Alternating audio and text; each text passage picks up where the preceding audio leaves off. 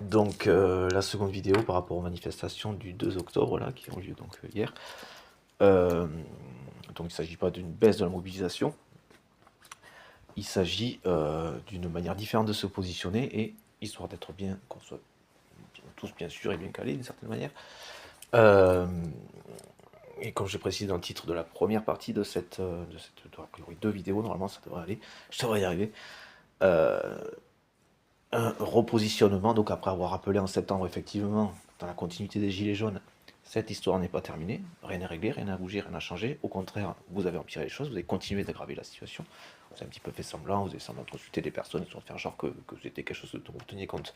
Donc ce qui n'est pas le cas, ce qu'on a constaté de toute façon. On s'en doutait, on n'est pas de grands espoirs non plus, hein. Mais donc ce qu'on a constaté. Et donc, il s'agissait de marquer le coup, de rappeler que ce n'était pas réglé, et que, tout comme sur la fin des Gilets jaunes, sans cet improbable virus qui arrive à ce moment-là, et c'est là où c'est grave, et c'est là où l'aspect, le fait que ce soit des gens qui soient finalement terrorisés, en fait, d'une certaine manière.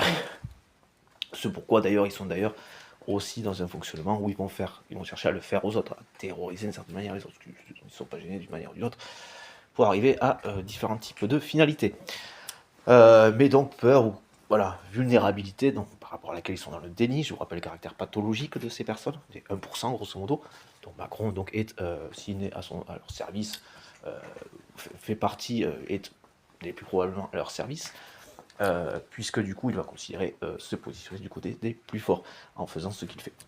Et prendre des espèces de risques inconsidérés, presque suicidaires, souffrant de ces types de leur pathologie aussi, psychopathe, narcissique et sociopathe, à peu de choses près. Ils peuvent être dans le déni à ce sujet, on va pas trop leur en demander. Mais quoi qu'il en soit, ce sont des gens donc qui vont avoir peur, qui vont être dans le déni, qui vont l'oublier à la seconde, mais qui vont avoir peur.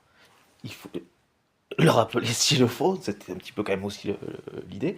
Donc, ce rappel de cette possibilité, de ce versant auquel ils nous exposent, ils nous confrontent presque. Bon, mais il faut considérer qu'ils sont inconscients, qu'ils sont malades, ce sont des personnes malades.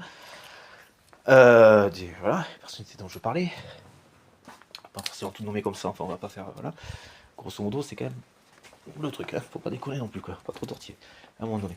Donc, mais par contre, je sais plus où j'ai été. Donc on a proposé ce versant, qui est un rappel de cette possibilité, à laquelle nous tiendrons le truc, comme on l'a pu constater. Donc voilà, le policier, force de l'être, est un échec. Hein, il n'y aurait pas eu ce truc, Macron ne serait plus là, pas forcément en bon état, effectivement, peut-être plus envie du tout. Voilà. Donc il y a ce versant, positionnons-nous de manière éclairée, nous sommes des adultes, nous, responsables, tâchons de proposer ça en étant rassurants. Le cadre est rassurant.